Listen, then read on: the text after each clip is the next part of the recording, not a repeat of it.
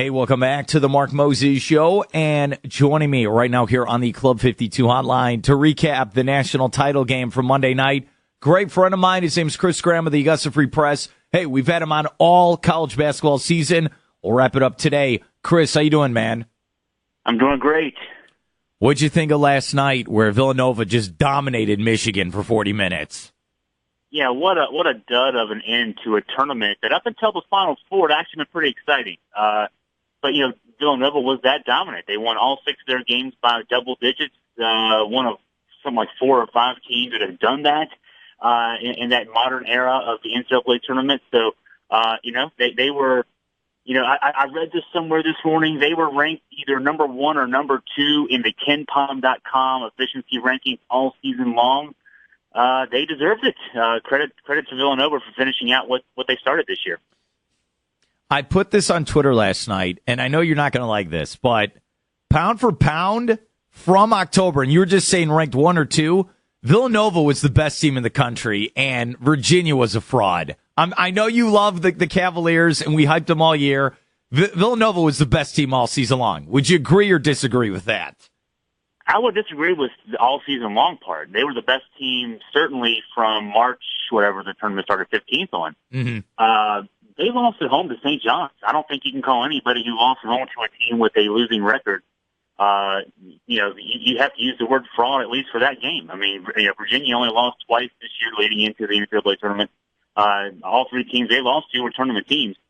Nova certainly, though, was either 1 or 2 all season long in the efficiency rankings, and those are the ones that matter the most. They played a tough schedule. They had that hiccup. That was a bad hiccup to St. John's. That's an ugly loss. But when it mattered in the NCAA tournament, they did what they're supposed to do. Now, last year, of course, that team lost in the first weekend.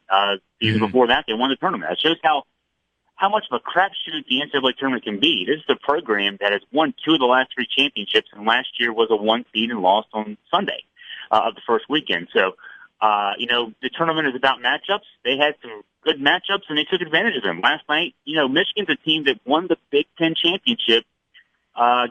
Had won 5 games to get to the Final Four, to get to the final game, and they were not competitive last night. So, in the games that Villanova had, the matchups with, they dominated a Kansas team that, had beaten Duke to get to the Final Four. You got to give Villanova credit for winning the games they won, but no, and Virginia's not a fraud. They lost 1 game. It happens. But that Pat Forty line about Virginia being a towering fraud, I guess Pat Forty himself is a towering fraud if he has to say that a program that was 31-2 in the regular season dominated the ACC 20-1. If he can't see that was a great season that ended the wrong way, that says a lot about Pat Forty. Yeah, it's a great point. I like you took a little shot right there at the end. That was my favorite part. That was pretty good. We're here with Chris Graham, Augusta Free Press.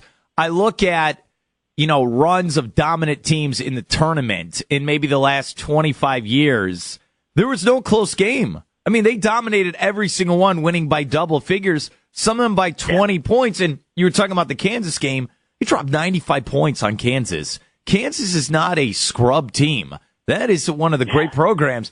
95 points. And last night, didn't it feel like Villanova's built for 40 minutes of basketball? Like Michigan threw some haymakers, but they couldn't do it for 40 minutes. I mean, this is one of the great runs, wouldn't you agree, you've ever seen in the tournament? Yeah, I was following on Twitter and saw some of your tweets during the game too. And when and I'll point this out to the listeners. I can verify this because I was watching it live time. When Michigan's up 7 points, it was 21-14, roughly midway through the first half. You were tweeting back and forth with somebody about, hey, basically, you were saying that same point that Nova is a team built for 40 minutes. Jay Wright will make adjustments, and you'll see. And they went on a 23-6 run at the end of the first half to take a 9-point lead at halftime. What we saw in Michigan last night, actually, it made me think of what the game would have looked like if Virginia had been full strength and played all the way to the championship game. That Michigan team, and comparing them to a Virginia team that was the number 1 national seed and was number 1 most of the season. Michigan was ranked 30th in offensive efficiency, 4th in defensive efficiency. Virginia was 31st offensive efficiency, 1st defensive efficiency. Very similar teams. I watch Virginia a lot. I don't watch Michigan a lot. But when Michigan got up 7 points and then couldn't score for 5 minutes, that shows you how the versatility of a Villanova team against a team like a Michigan team, a Michigan State type team, a Virginia type team. What Villanova can do is they can throw 95 at you like they did against Kansas. I mean, they were making 3-pointers all over the court all night long, but they can also defend so well. And that's what you miss with Villanova, that when you see the scores, and so much this season when they're winning in the Big East, they're scoring 89, 95 points, 100 points, and you're wowed by what they can do offensively. But it's defensively where they're so much a difference maker. And we saw that last night, that stretch of about 11 minutes of gameplay in the first half when Michigan could only score 6 points to finish out that half. They're down 9.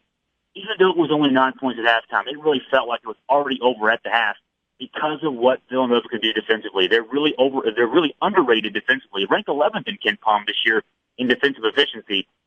And I know that the 3-pointers make everybody happy, but last night they really won by suffocating Michigan defensively. I'm happy you brought that up. And by the way, checks in the mail with the nice comments about my tweets. I appreciate that, man. Oh, yeah. We're here with Chris Graham, Augusta Free Press. We're recapping the title game from last night. I agree with you 100%. Defensive effort by Villanova is completely underrated.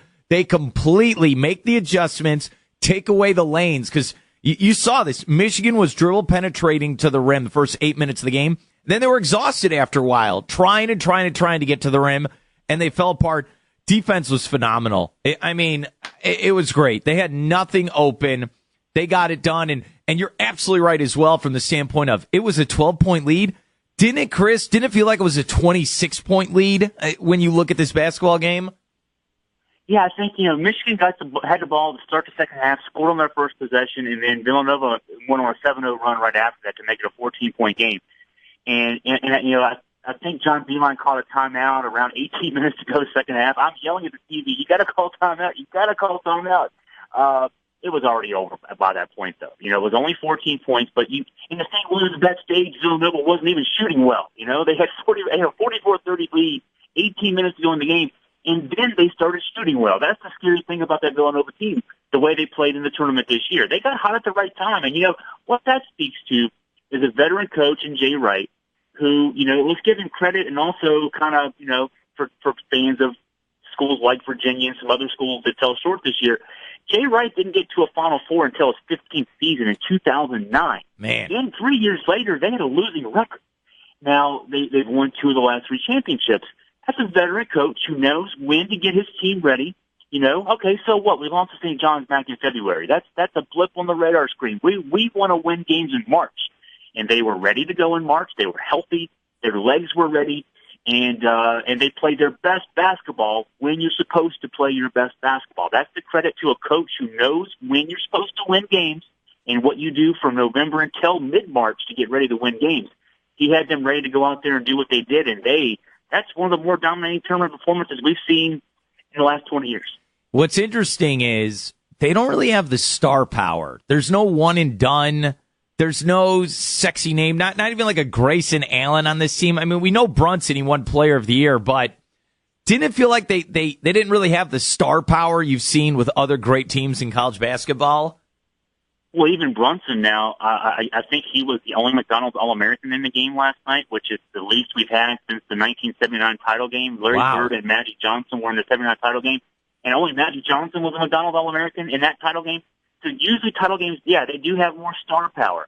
And Brunson was the only guy, but even he's a 6'1" guard who posts guys up. I mean, he's a different kind of star, if you want to call him that. He's a 4-year star as well. Yeah, you're right, and that's the Villanova team of 2 years ago.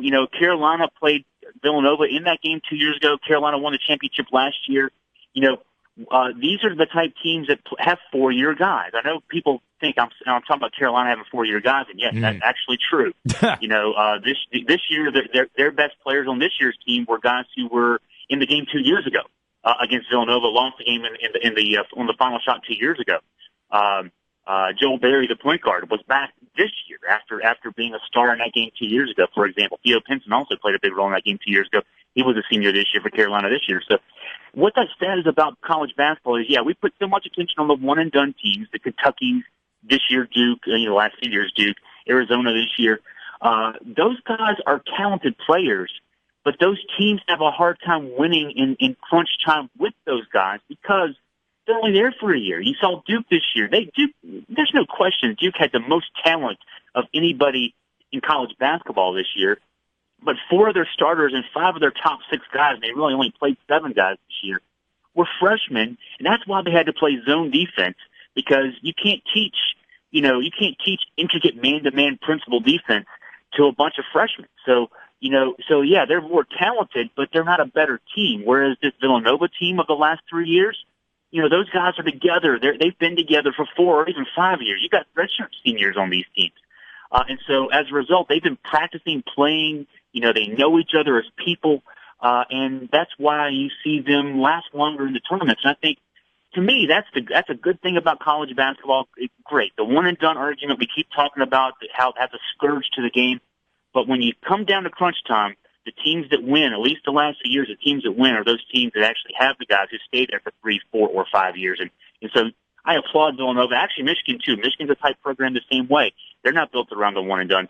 I love the fact that our title game this year had teams like that playing in the championship game. Yeah, I agree with you. And you're right. Michigan, they played great. That was the first loss since maybe like early February. And they were picked like 5th in the Big Ten this year. And it's like crazy. Or what were they, like 5th in the seedings for the Big Ten tournament?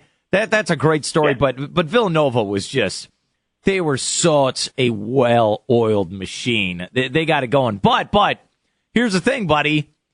I think only about 7 or 8 teams can win the tournament. And we had a 1-seed win last night.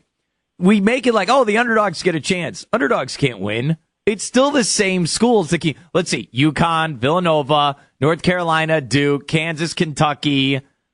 That's about it, right? Who really has a chance to win the championship every year? And we've only added Villanova in the last couple of years. Yeah. And I'll add Virginia in because as a guy who covers them regularly, you're seeing the early top 25s for next year. Everybody's been, racing themselves to get these early top 25 looks for next year out. And those teams, you see Kansas is ranked number 1 in a lot of these, Duke number 2, Virginia and Gonzaga and Villanova are 3, 4, and 5 in various orders for next year. It's the kind of thing, but the thing about all those programs I just talked about, now Duke is replacing a group of one-and-dones with another group of one-and-dones. I think what we can predict about Duke next year, they'll be just as good in the regular season next year. They'll either lose first weekend or go all the way to the Final Four with that group. But the other ones, the Kansas and the Villanova and Virginia and Gonzaga, those type teams are teams that have guys coming back, that they play in a system that is good. And, Kentucky will probably be in that mix too of the group of one-and-dones. But, you're talking about maybe 2 teams of one-and-dones, 4 or 5 teams that are established with good coaching, with good player groups coming back. The guys go to class, all those important things. There's only a small group. Loyola, credit to them for getting the Final Four. Mm-hmm. They were also, if that 3-pointer at the end of the game against Miami in the first round doesn't go in, they're out in the first game, and we don't ever hear about Loyola Chicago. So that's how much a crapshoot the tournament can be. But yeah, there are only a few teams that can really win it. And Nova, congratulations to that program. They've injected themselves into that mix. Nova won a championship back in '85. That was a fluke. Uh-huh. What you see now out of Villanova is not a fluke. They're here to stay. And what's crazy is they're not a Power 5 team. They're not. You forget that. They're in the new Big East, which doesn't have football. But I think it really solidifies the new Big East. Like, okay, they can win national championships in that conference. And I like you brought up the Ramblers and you heard Coach Moser say this to one of his players after the game. Like, look, don't be sad. Don't be upset. You brought the program back. And I said this yesterday on my show, and I want to get your take, is like, I think what Loyola did was they're now like VCU. And they're like a George Mason or Wichita State, where they're a real program now. People know who they are. Isn't that what the real point of Loyola, getting to the Final Four, that now people will take them seriously? You hope so for that program, because you bring up VCU and George Mason, and they're in Virginia, and that's where I'm based, so I follow those programs, closely. VCU, people remember that they made the Final Four, I think it was 2011. Shaka Smart was the head coach. Every year somebody came after him. Eventually Texas lured him away. VCU this year didn't make the tournament. They weren't even in the mix for the tournament. George Mason made the tournament, made the Final Four. It was maybe back in '07 or '08. They made it a couple years before VCU.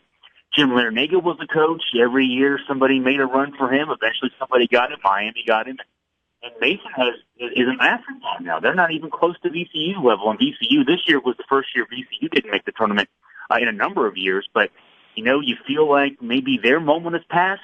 And so, VCU did well. I mean, for 7 years after that magical Final Four run, they did build upon it. After Shaka Smart left, they replaced him with another coach who then left for another job as well. They're on the third coach since Shaka Smart. But it's something you can build on, and VCU sustained it for a while. But, for Loyola Chicago, I mean, what you got to do now, you're still in a conference that's probably a one-bid conference. The tough thing about a one-bid conference is, if something happens wrong at the wrong time of year, you're in the NIT all of a sudden. And so, what you want to do is, VCU actually got themselves to a point where, they were in a one-bid conference for a while, but they had enough of a national reputation. They scheduled well, that kind of thing, that they could actually put themselves in a position for an at-large bid, even if they didn't, if something bad happened in the conference tournament semifinals.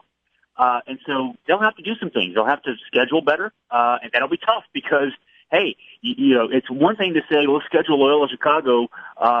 They want to schedule everybody they can, but if you're a blue blood, if you're a Power Five, you want to bring somebody in, pay them a lot of money, and then have them beat you and leave home, leave town with your money and a win. That's going to be tough for them, but they need to schedule better. They'll get better recruits. They'll get access to some better recruits and that kind of thing because people have heard their name now. They want to be part of something special. So the next year or two will be very important. How they recruit, how they schedule, and how they achieve based on that. They can certainly build, or they can go the route of George Mason. George Mason has fallen off the map. You don't even hear of him anymore. So Good I'm point. excited for them, but there's a lot of work to be done. No, it's a great point. I think it's Shaka Smart where he was making a couple $1 million a year at VCU. Look, I know Texas has unlimited funds. This is just my gut. I wouldn't have gone to Texas. That's not basketball. If I was Shaka Smart, do it again. I'm holding out for an ACC job. I want one of the, and I know, look, those don't open up all the time, but I got to go for, I would have just stayed at VCU for all that money. What are you, so you're going to be irrelevant now in the Big 12? I like Shaka Smart. I really do. He's a nice guy, but I wouldn't have gone to Texas. That's just my opinion, Chris. I'm there with you. He was up for the NC State job when it came up. Yeah. Not most recently, a few years ago. This problem with State was they're also in the backyard of Duke and Carolina, and that's tough too. But yeah, Texas basketball is an afterthought. I don't blame them for leaving VCU. VCU's in my backyard here. Virginia played them in Richmond this year. They have a nice arena for where VCU is, but it's not the big time basketball. So, big time basketball comes, money comes. Look this year. Chris Mack leaves Xavier to go to Louisville. Chris Mack is an Xavier grad. He played there. He's leaving to go to Louisville. I mean, the lore is the lore. Louisville's going to probably be on probation the first couple of years he's the coach there. But, so I can understand wanting to challenge yourself more. But, yeah, Shaka Smart he could have chosen a little better. His agent failed him there, I think. Look, I'm sorry to say this, and this is very mean, but UConn women's basketball is respected more than Texas men's basketball. I'm sorry. Of course. Yeah, I'm sorry. All right, you know what I'm going to do? I'm going to hold off WrestleMania talk. We know the headlines. We know what we're talking about. There's nothing new we could break down. I think you need to come back on and recap with me on Monday. How about that? I would love to do that. Yes. Okay. Do that. All right. Let's do that. Chris Graham, Augusta Free Press. Chris, thanks for your help and thanks for recapping the title game with me. All right.